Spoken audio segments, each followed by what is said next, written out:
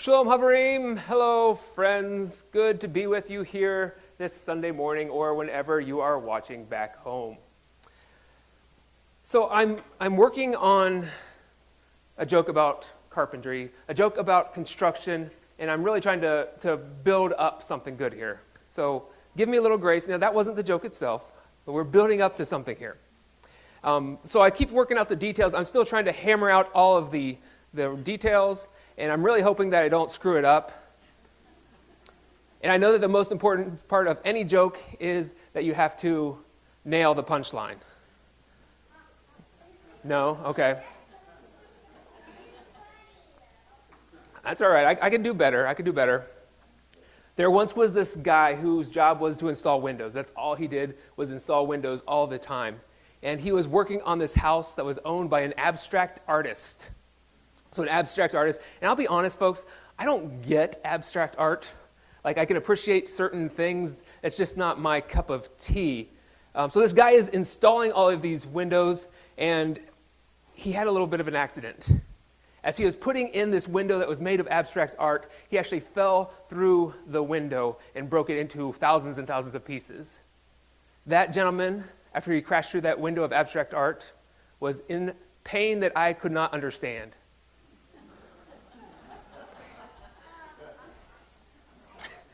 You don't get it? All right.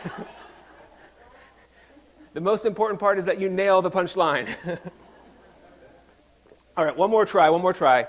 I've been on a number of construction sites, and there's always a certain kind of music going on. It's often music from a certain era, like the 70s, the early 80s. That sort of music is going on in the background. Do you know what kind of music that is or who that artist might be? On most construction sites, you'll hear music by the Carpenters. All right. You can work with that one. All right. MC Hammer? Ooh. Yeah, all right. I like that joke, but you would see that at construction. Well, I had a response. I was going to say I would use that as a punchline, but you can't touch this, so. Oh. I may be too legit, but I will quit on that one. If you don't know that, that is an MC Hammer song. Anyway, moving right along. I know I just about did the hand thing too, but I didn't think anyone would get it. My friends, a round of applause for you. I mean, this is phenomenal. Not only did you survive my jokes, you have made it to the end of our sermon series on the Sermon on the Mount. All right, yeah, look at that energy. All right, I looked it up, and we have been doing the Sermon on the Mount since January 22nd of this year. And if you have your calendars open, you realize that this is June. So for 6 months, almost 6 months, we've been working through Jesus' Sermon on the Mount with a break to do Lent in the middle. And I realize that as we go through the Sermon on the Mount, there are some passages that I really love. These are really meaningful passages to me. Passages like the Beatitudes. Who doesn't love the Beatitudes? Beatitudes are wonderful. You have all sorts of fun, interesting teachings, foundational teachings like the Golden Rule, and things that are very meaningful for us in the Anabaptist Mennonite tradition. Things like turning the other cheek and going the extra mile. Very fun to preach on those passages. But there's also some in there that, well, I've been doing this a while. I'm finishing my 17th year here at this church. That's right. Well, hey, now I get an applause. Applause to you for sticking it out. After 17 years, I know that look. And it's that look that whenever the worship leader is up here reading a passage, and I come up here and I look out on you, and there's just that look upon your face like, what is he going to do with that? And I really like the fact that it did take us all these months to work through the 3 chapters on the Sermon on the Mount. Like, we're averaging 2 chapters a month. And the thing that I appreciate about all of that is that means we didn't skip the hard stuff. We actually took time to read every last verse, even the difficult teachings, things on anger and lust and adultery. We covered them all. We got to be careful with my language here. I won't say it. So we went ahead and we talked about all of those things as challenging as they are. And there probably were times when you disagreed with the things that I said. I'm sure that you disagreed with some of my teachings, and that's okay. And I guarantee you that there were people that watched online that would disagree with what I interpreted or how I interpreted the words of Jesus. That too is okay. But what you can't say is that we didn't take this seriously. So I feel good about that. So what we're going to do today is we will conclude this passage, this Sermon on the Mount that we've been working through for 6 months. And what I want to do today is we're going to keep it kind of light. There's going to be a lot of stories. There's going to be a lot of pictures. And there's going to be a chance for audience participation. All right, yes, that sounds like fun. So what I want to do first is start with a story. So this week, on Thursday morning, I woke up like I do most mornings. Actually, I wake up every morning. Woke up, and 3 times a week, I usually go for a run in the park. We live just down the road from Gypsy Hill Park.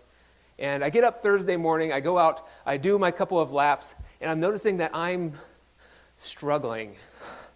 It's all I can do to keep my breath. And I don't think too much of it because I've kind of let a few things go in my life. You know, I maybe had too many cheeseburgers the night before. I don't think too much of it, but it's getting harder and harder for me to complete my run. I get home, we send Sonia on her way to work, and I start mowing the lawn. It's early in the day on Thursday, and as soon as I go out, I can smell it.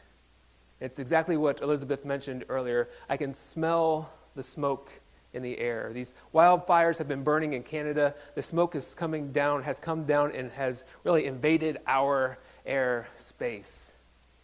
And I don't usually get winded while I mow the lawn, but I was kind of tired, especially after that day of work. So that was Thursday morning. Thursday afternoon, I spend the day sitting down and writing a sermon that is not intense physical work. But I realize as I'm sitting there working on my sermon, my lungs are still burning. That I have to put eye drops in my eyes because they are burning as well. I have a headache at this time, and it's not just because the kids are on summer break. I realize, you weren't there, I know, this is just a joke. I realize, though, that something that I normally take for granted, something as simple as the air around me, is affecting my entire being. And I also realized that same day, here's just a couple pictures from around the eastern coast. There's a picture of Washington, D.C. through the smoke. And here is New York City. I think that's the Empire State Building.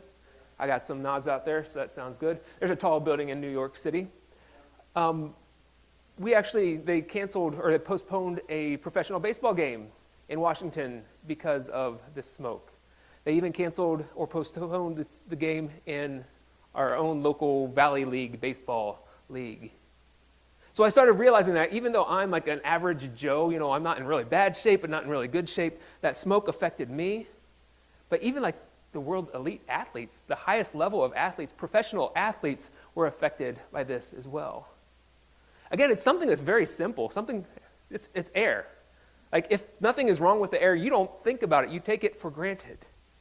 But when that one thing is taken away from you, everything else is affected.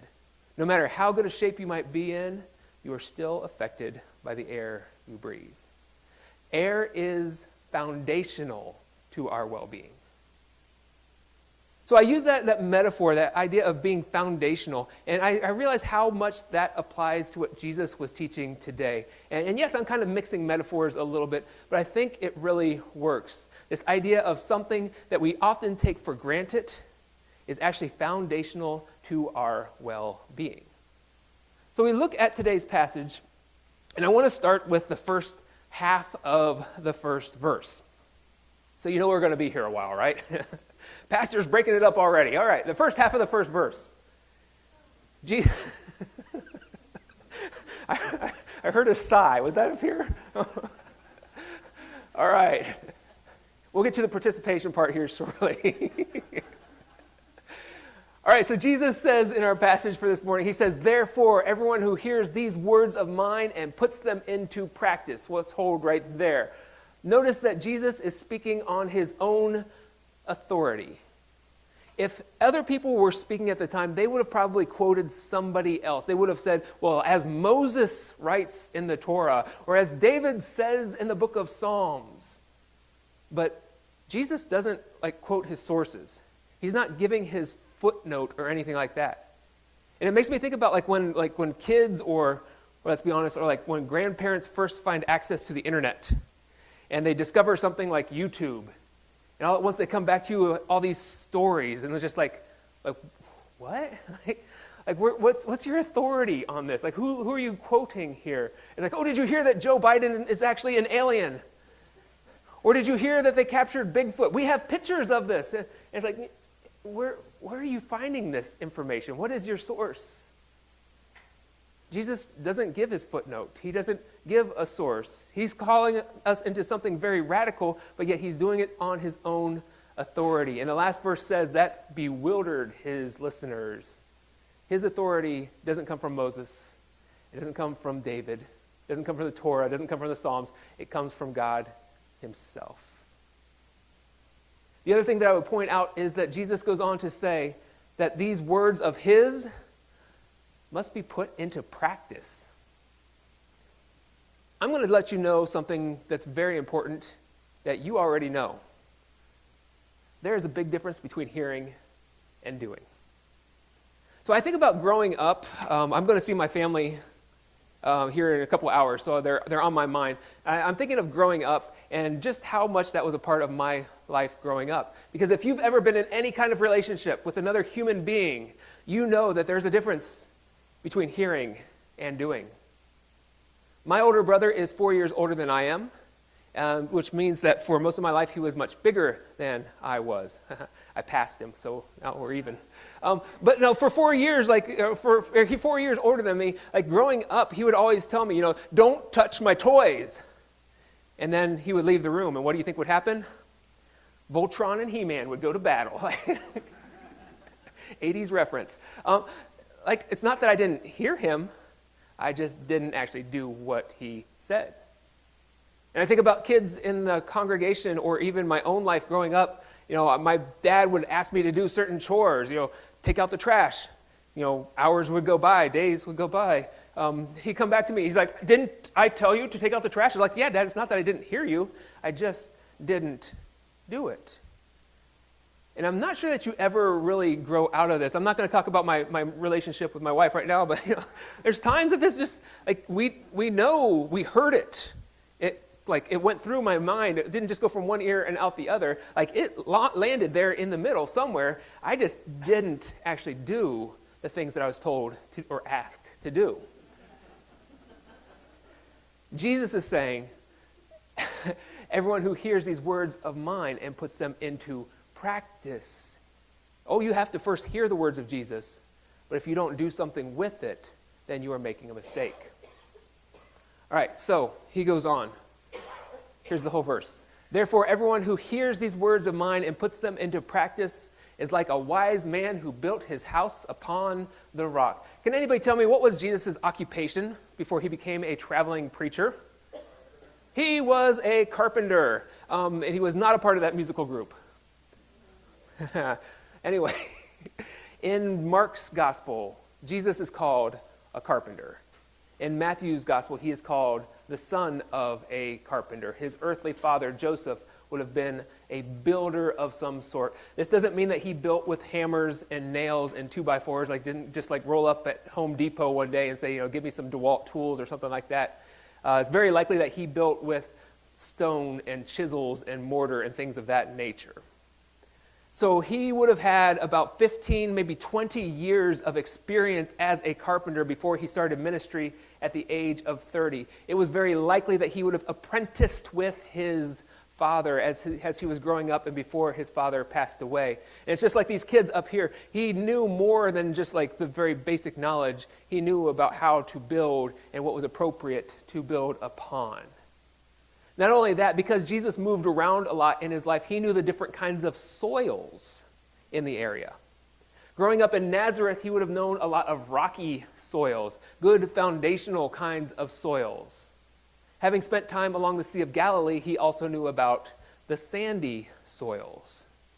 And if you build upon the sand, that house is going to go splat.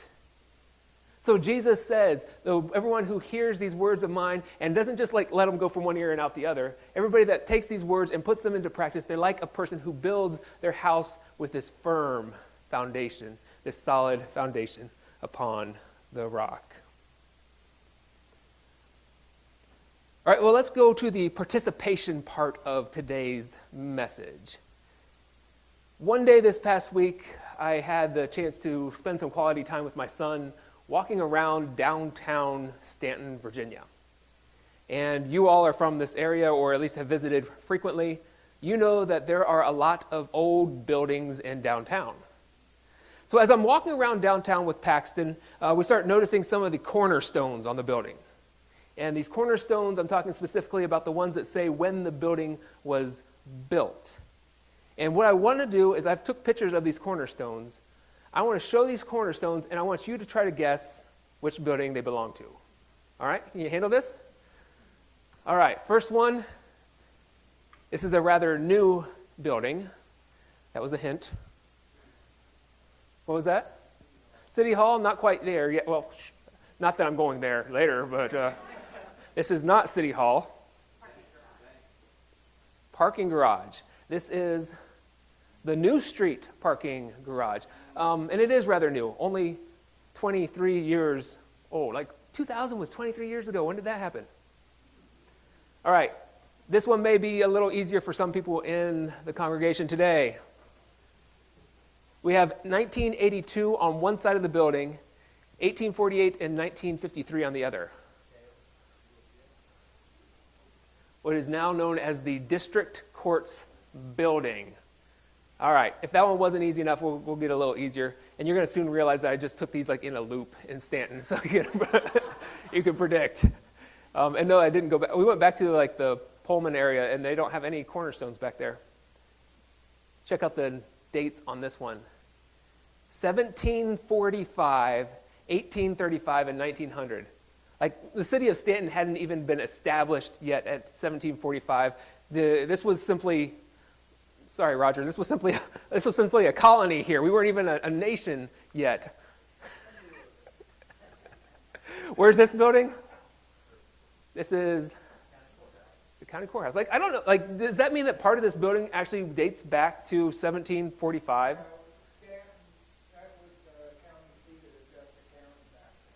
Okay. Still an old building, isn't it? This one is going to be familiar to some people here as well. It's actually, it's one connected building, but separate different buildings. It has the add-on of one building and some additions to the building itself. No, not quite. It's Central United Methodist, that's right. So this is, I think it was the old post office. The cornerstone is 1964. This is the main building. Oh, I have the reveal there. Whoa.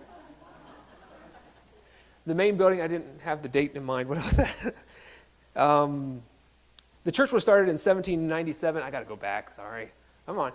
1892 is the time when this building was built, and that was the third building on that site. 1892. We keep walking, and we come to... Steve, you want to guess what this one is? City Hall. Okay, so 1992 is when this building was built, and it was about this time when I'm taking pictures of City Hall that I remember that there's some sort of ordinance, or not a law, against taking pictures of like state or federal buildings. Is that? Yeah, okay, so nobody came out and arrested me.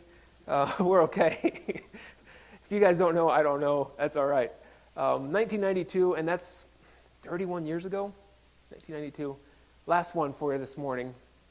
Zoomed in here. On one side it says 1904. The other side it says 1870. This was after we got back in the car. We started driving home from downtown. Nothing, Danny? This is the Mount Zion Baptist Church. across from Hershey Tire, and actually right across from where the Black Dog bike shop is.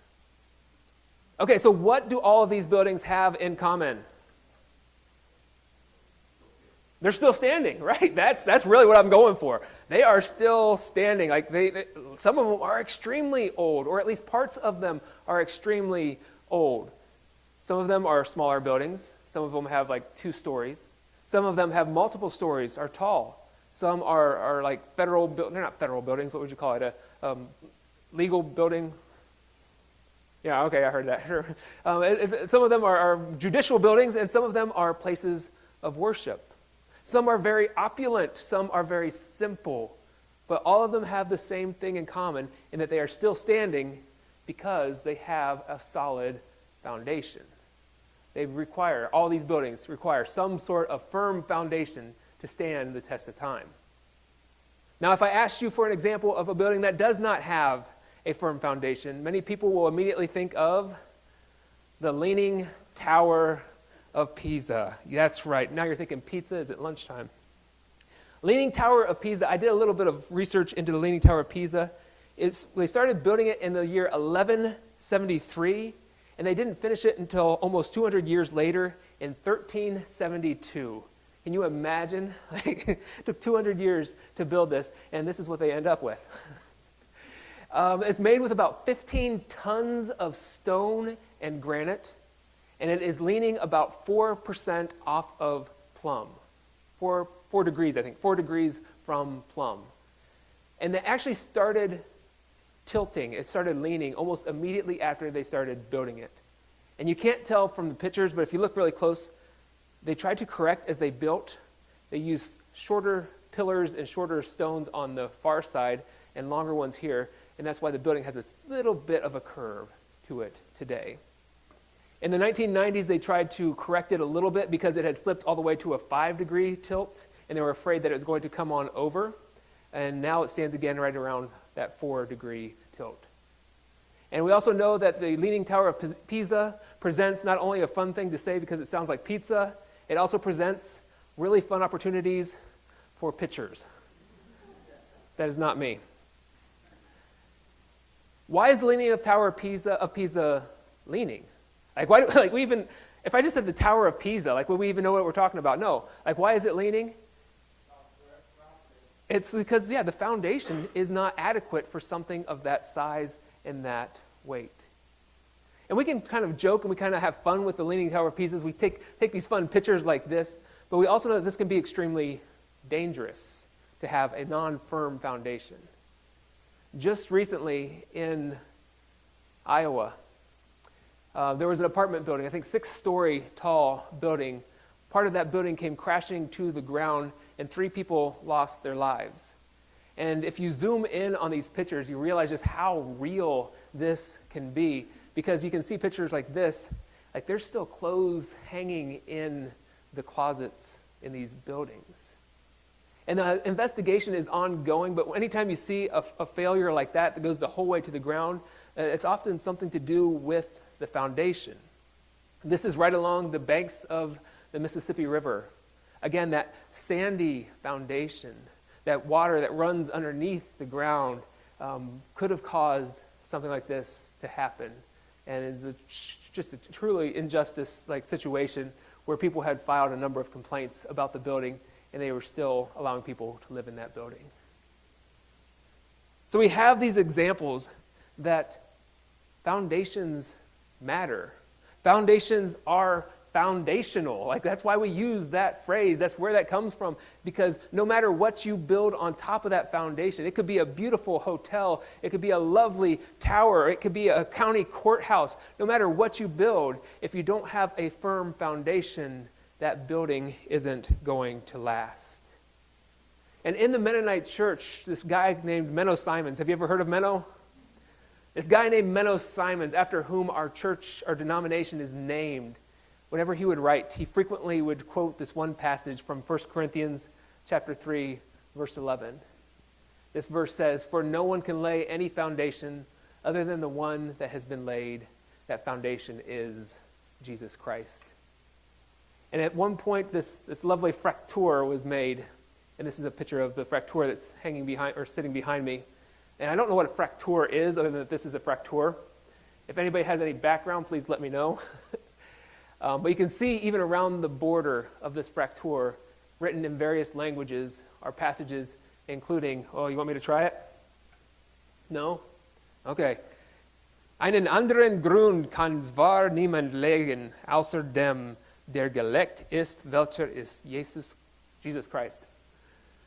This was foundational for the teaching of Menno Simons. I think I read that with a Spanish accent. So foundational that Menno Simons often included this in his writings. And this idea of the foundation, we find this throughout the New Testament. Jesus himself quotes a psalm. He says, the stone the builders rejected has become the cornerstone. And I think one of the best examples of this metaphor of this foundation, we find it in the writings of Paul in Ephesians 2, 19 through 21. Consequently, you are no longer foreigners and strangers, but fellow citizens with God's people, and also members of his household, built upon the foundation of the apostles and the prophets, with Christ Jesus himself as the chief cornerstone.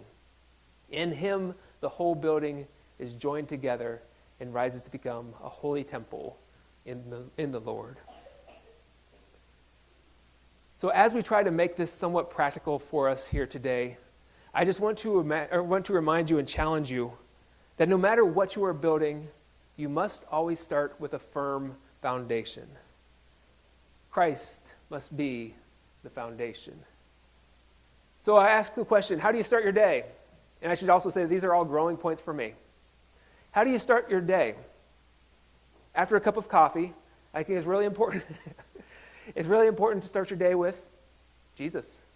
Like, do you wake up in the morning? Do you spend time with God? Do you spend a little time in the scriptures? Do you spend a little time praying? I have to start with the cup of coffee, or else, I might not get a lot out of that. But still, is that a part of the way you begin your day? Is it the foundation to your day? How do you start your relationships when you get to know somebody else? Is Jesus a part of that relationship? How do you start your family? Do you introduce your children to the scriptures, to Jesus? Do you take them to places where they can learn more? Like if your kids are here today, you're doing well. How do you start your career? Anything you are beginning, anything you begin, do you put Jesus at the foundation of that? Our text for today, Jesus calls us to make his teachings the foundation of our lives, the foundation of our relationships, the foundations of our being. So today, as we complete our sermon series on the Sermon on the Mount, we're going to take some time and observe a practice that Jesus introduced us to that is a reminder of who he is, a reminder of what he has done for us. So I'm going to go ahead and invite Sandy to come forward. We're going to have a